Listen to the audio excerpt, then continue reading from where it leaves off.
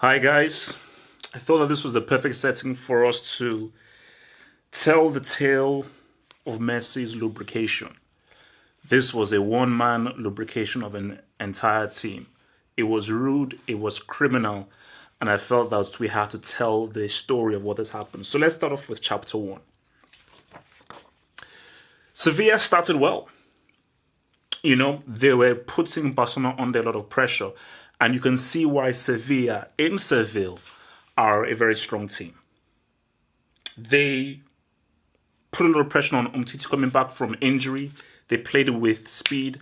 And the quickness of how they break with so many men forward is what makes this team so fierce. So they deserve to go ahead through Navas. Barcelona were struggling.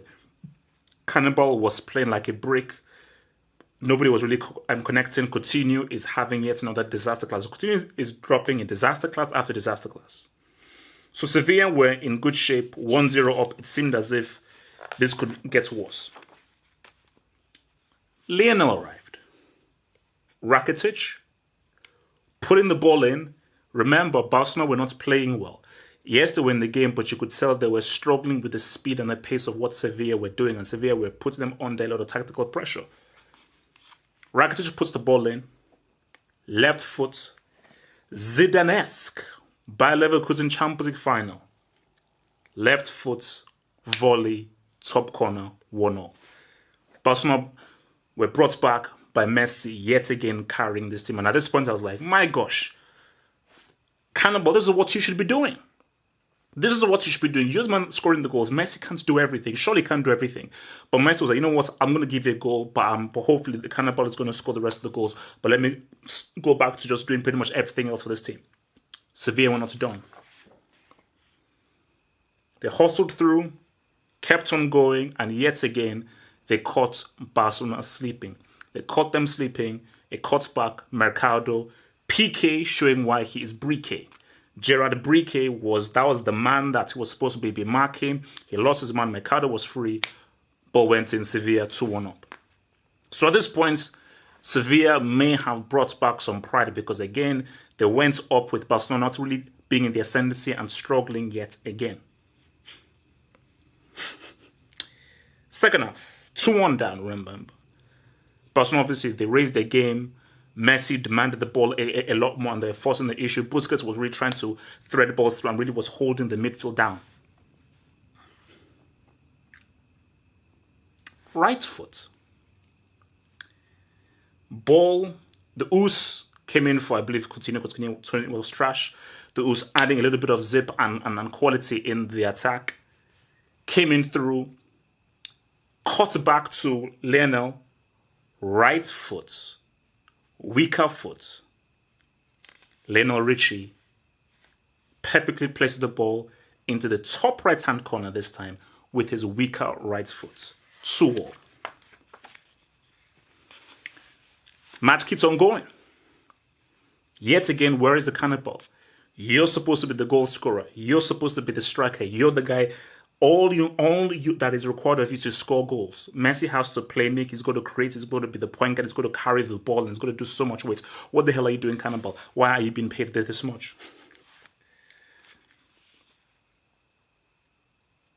Bit of a ricochet coming through.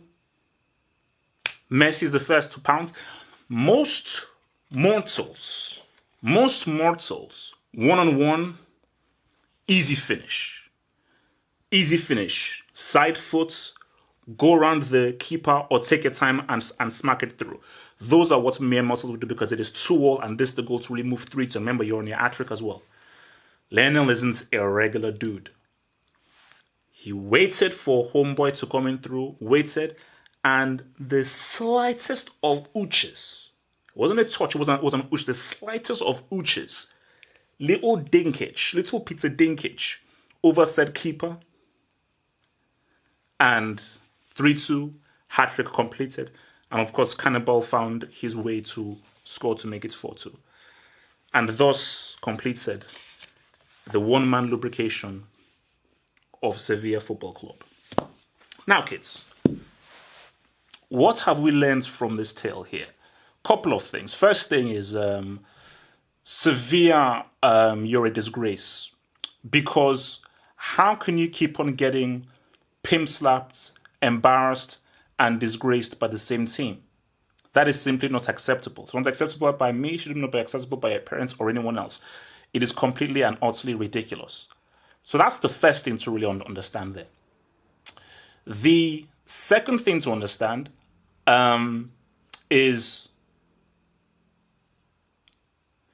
the best hat-trick I've ever seen, ever of all time, is Rivaldo's hat-trick, 100%. That is still the best hat-trick of all time, based on the gravity of the match and the quality of the goals that he scored. And again, that third goal that he scored is still, to me, the best overhead kick of all time. Lionel Messi, what Messi is doing with Barcelona, the closest thing I can think of is what Maradona did for Napoli. That's the closest thing I can think of. I cannot think of any other football player in history who is carrying his team the way that Messi is. The only other player I can think of in history that's doing what Messi is doing with Barcelona is what Maradona did with Napoli. He is literally the lifeblood, the life force of this team. Because what he's doing is similar to what Zad is doing. But the difference is Messi is on the undisputed best player in the world. You know, when Messi is on, he's the undisputed best player in the world. Yes, Neymar can have say something, maybe Zad or something, but really, when Messi does this, because this is the key thing, I still don't believe he's the greatest. The greatest is still Maradona, and maybe you can put in Pele as well. Well, I believe Ronaldo was the most unstoppable force of all time. But best, you know, he has to be in the conversation. As just footballing best, greatness is a different thing. Greatness is about heart, degree of difficulty and everything. But just X's and O's. X's and O's, face value, no intangibles. The scary thing is this. Most players, this is when they're on the decline. There is an argument to be said. Because I'm not a stats merchant. See, stats merchants will say, oh my gosh, the season in which he scored 90 goals in a calendar year, that's his best season. Okay, he scored 90 goals, wow. I look at the footballing performance. I look at what he's having to do. And what he's having to do with this Barcelona side, where you have a striker who doesn't know how to score flipping G's, you know, and you've got a £150 million pound flop stroke break, because I'm going to induct Coutinho very soon, guys. You watch it. His papers are getting processed. I'm going to induct that dude very soon. He is carrying these guys on his shoulders. He's literally carrying these guys on his shoulders. So because there was a strong argument to say that his best season was last season. Another strong argument can be said, what he's doing this season, my gosh, it's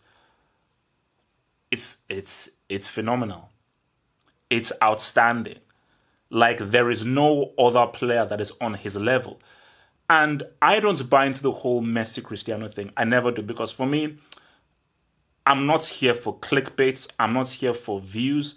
I did my video on it like last year, many months ago, and that's the only video that I'm going to do it tonight. I don't comment on it that much on Twitter. I don't buy into it. Because for me, debating them is an insult to my footballing intelligence. I've played football. I've watched football literally my entire life. I've owned almost every single management game. The amount of football I've watched ever since I was 6-7 years old, it's madness, you know. So I have watched a stupid amount of stuff. So I am obsessive about this thing, and I take it seriously. I take football stuff seriously because of how passionate I am about this stuff. Because I'm so passionate about it, I will not entertain a Messi Cristiano debate, because there is no debate. I'll feel stupid buying into debates, and I still feel stupid even putting out that video out there. And I maybe regret doing it, because I was like, oh man, I was just buying into this whole crap of people getting views. Like, oh, who's better? Who? Look at the debate, look at the numbers. Because no, that's just stupid. He's not, Cristiano is not in this conversation, so let's just keep it on Messi right now.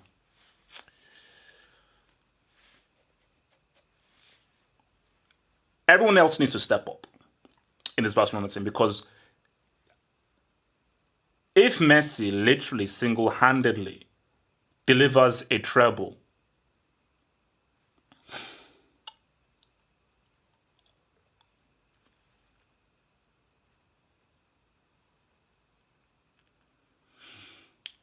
I have my rule. and I'm very stubborn and I deliver my rule, I'm willing to open up the conversation.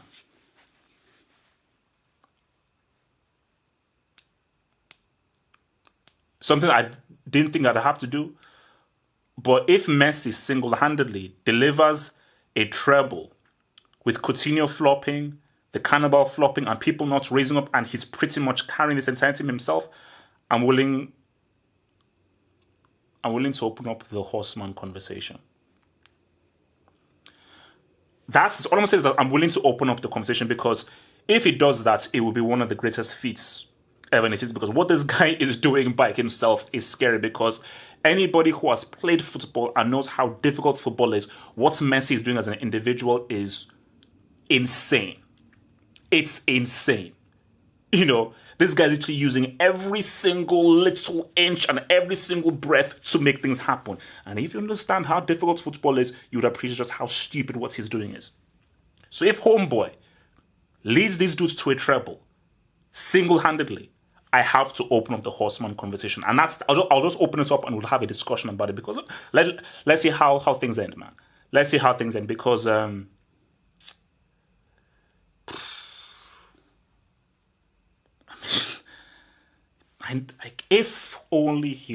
if dude just won the World Cup, I mean, that's it. But look, we'll see. But I mean, look, man, I mean, because I just want to be clear. He's doing this when most players should be declining. He is playing at a ridiculous level. He is a chief Oga at this stage in his career, which is frightening. Thanks for watching the video. Now think about becoming a Football Hot patron by pledging an amount each month, and then gain access to exclusive content only on the Football Hot patron page. Peace. Head over to the official site at halffootballhot.com or just click over here.